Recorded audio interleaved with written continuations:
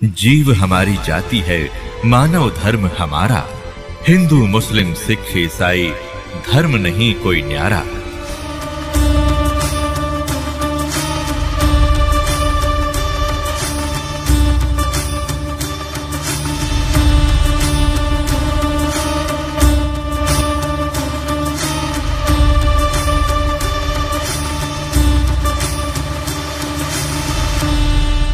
पुण्यात्माओं, हजरत मोहम्मद जी जैसा ईमान अन्य मुसलमान नहीं रख सकते और हजरत मोहम्मद जैसे नम्रात्मा के ये मुसलमान नहीं हो सकते और हजरत मोहम्मद जैसे भक्ति अन्य मुसलमान नहीं कर सकता। और ऐसी पुण्यात्मा को ऐसे कहर टूटे, उसका कारण यही था कि भक्ति ठीक नहीं है, ये कंप्लीट गॉड नहीं है। जिसको कंप्लीट गॉड मान के पूरा मुसलमान समाज भक्ति कर रहा है। अब आपको दिखाते हैं हजरत मोहम्मद जी की जीवनी से कि उनके सामने ये ऐसी इस अल्लाहु अकबर मान का इस कुरान शरीफ के ज्ञानदाता की दी हुई भक्ति को करते करते 3 पुत्र थे, तीनों मृत्यु को प्राप्त हुए और स्वयं उनका अंत कैसा हुआ आपके रूबरू करते हैं। ये देखिएगा जीवनी हजरत मोहम्मद सल्लल्लाहु अलैहि वसल्लम, मोहम्मद इनायतुल्लाह सुबहानी। ये देखिएगा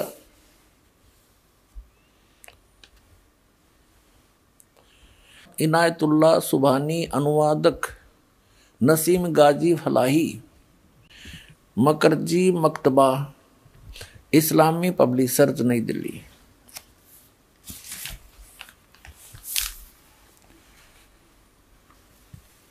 इस्लामी जीवनी हजरत मोहम्मद SAW हिंदी, इस्लामी साहित्य ट्रस्ट प्रकाशन 81 सर्वाधिकार प्रकाश का अधीन। नाम मूल किताब मोहम्मद अरबी उर्दू, प्रकाशक हैं मरकजी मकतबा पब्लिशर्स,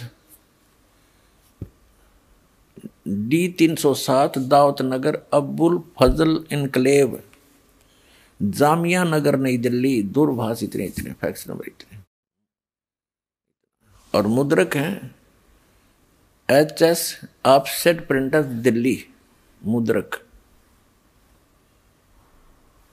ये देखिएगा पृष्ठ 64 पे, 64 पे।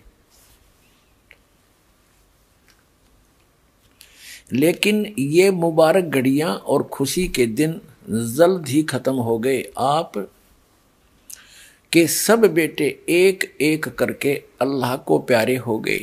कासिम, तैयब और ताहिर सब अल्लाह से जा मिले। इनकी मृत्यु होगी तीनों पुत्रों की, कासिम, तैयब और ताहिर की।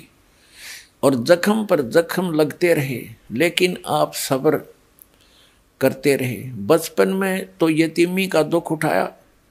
जब हजरत मोहम्मद जी माँ के गर्भ में थे तब तो पिता की मृत्यु हो गई थी।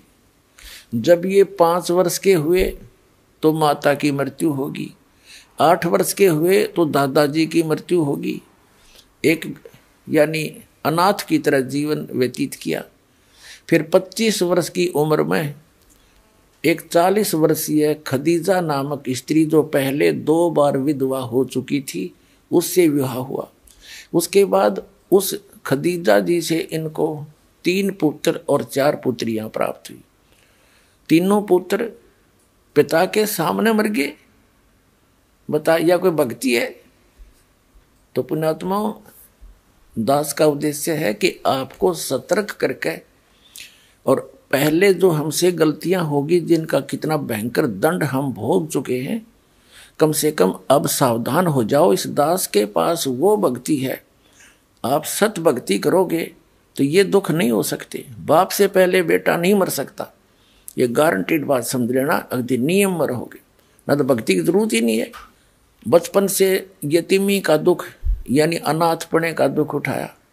बड़े हुए थे, अपने जिगर के टुकड़ों का गम सहन करना पड़ा, तीनों पुत्र मर गए। आपकी बेटियां ही रह गई जो 4 थी, जैनब, रुक्या, उम्मे कुलसूम और फातिमा। अब आपको दिखाते हैं हजरत मोहम्मद जी की मृत्यु कैसे हुई। अब देखिएगा, अब यहाँ से शुरू करते हैं। ये वही है जीवनी हजरत मोहम्मद सल्लल्लाहु अलैहि वसल्लम। अब इसके 307 पृष्ठ पर से पढ़ते हैं। हिजरत का 10वां साल था। प्यारे नबी हज के इरादे से मक्का रवाना हुए। आपके साथ 1 लाख से ज़्यादा बहादुर साथियों का काफिला था। इस हज को कहते हैं हिज्जतुल वदा, इसलिए कि यह हज आपकी आखिरी हज था।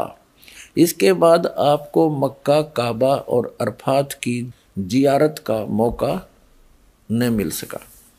अब यहाँ देखा, हाँ ये 307 पर ही पढ़ रहे हैं। प्यारे नबी सल्लल्लाहु ने तकरीर करते हुए यह भी बताया कि मुसलमान आप कैसे रहें। फिर यहाँ बताया है, लोगों तुम्हारा रब एक है, तुम्हारा बाप एक है, तुम सब आदम के बेटे हो और आदम मिट्टी से बने हैं। खुदा के नज़दीक तुम में सबसे बेहतर वह है जो खुदा से सबसे ज़्यादा डरने वाला हो। ठीक, अब यहाँ जाते हैं। अब 308 पे पढ़े आप ना, 309 पढ़ रहे हैं। हिज्जतुल वदा को अभी 3 महीने से ज़्यादा न गुजरे थे कि प्यारे नबी सल्लल्लाहु वसल्लम यानी हज़रत मोहम्मद जी पर बीमारी का हमला हुआ, और वह भी इतना ज़ोरदार कि इससे पहले कभी न हुआ था। बुखार इतना तेज हुआ कि आंखों से नींद उड़ गई। रात का समय था। आप सल्लल्लाहु बिस्तर से उठे और घर से बाहर आए और मुसलमानों के कब्रिस्तान की तरफ चले। वहां पहुंचे तो फरमाया, तुम पर सलामती हो हे कब्र वालों। आप सल्लल्लाहु ने हजरत मोहम्मद जी ने उनके लिए नजात की दुआ की। उसके बाद घर लौट आए। प्यारे नबी सल्लल्लाहु यानी हजरत मोहम्मद बीमार हुए तो सबसे पहले आपको कब्रिस्तान की जियारत का ख्याल आया। कब्रिस्तान जाने पर यह एहसान भी शामिल था कि अब आपके जाने के दिन करीब हैं। प्यारे नबी सल्लल्लाहु का नियम था कि एक एक दिन प्रत्येक बीबी के यहाँ ठहरते। बीमारी की हालत में भी आपके इस नियम में फर्क नहीं आया। बारी बारी आप हर बीबी के यहाँ जाते रहे। 5 दिन तक ऐसा ही चलता रहा। फिर हालत बहुत ज़्यादा खराब हो गई, चलने फिरने की ताकत न रही। हजरत मोहम्मद जी के 11 पत्नियां थी। इसी में वर्णन है, समय आने पर दिखाएंगे। अब 310 पर पढ़ेंगे।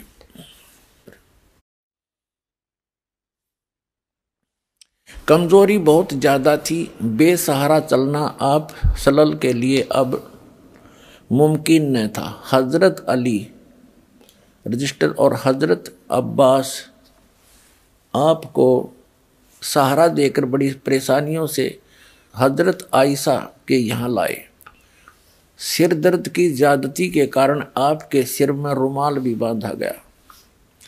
मुसलमान उदास उदास थे, बेचैन और बेकरार थे, क्योंकि उनका प्यारा बीमारी के बिस्तर पर था और बीमारी हर क्षण बढ़ती जा रही थी। इससे पहले कभी आप इस तरह बीमार नहीं हुए थे, इसलिए वे और भी ज़्यादा निराश और फिक्रमंद थे। अब हम 310 पढ़ के 311 पढ़ रहे हैं पृष्ठ। जीवनी हजरत मोहम्मद। प्यारे नबी की हालत गिरती गई। बुखार कभी घट जाता, कभी बढ़ जाता। जब तक पैरों में दम रहा और चलने फिरने की ताकत रही, आप सल्लल्लाहु मस्जिद में जाते रहे और मुसलमानों की इमामत करते रहे।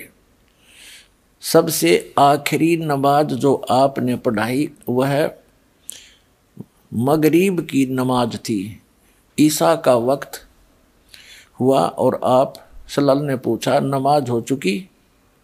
साथियों ने कहा बस आपकी इंतजार है। आपने बर्तन में पानी भरवाया, गुस्ल किया, उठना चाहा तो बेहोश हो गए। कुछ देर के बाद होश आया तो पूछा नमाज हो चुकी? साथियों ने फिर कहा हुजूर आपका इंतजार है। आप फिर नहाए और उठना चाहा, इस बार भी आप बेहोश हो गए। कुछ देर में होश आया तो पूछा नमाज हो चुकी? फिर वही जवाब मिला आपका इंतजार है। आपके शरीर पर पानी डाला गया, उठने का इरादा किया तो फिर बेहोश हो गए। इस बार होश आया तो फरमाया अबू बकर से कहो वे नमाज पढ़ाए। हजरत आयशा अल्लाह के रसूल उनकी आवाज़ बहुत धीमी है, कुरान पढ़ते हैं तो रोते भी बहुत हैं, लोग उनकी आवाज़ सुन न सकेंगे। 312 पे प्यारे नबी सल्लल्लाहु उन्हीं से कहो नमाज पढ़ाएं। हजरत आयशा ने दोबारा वही बात अर्ज की।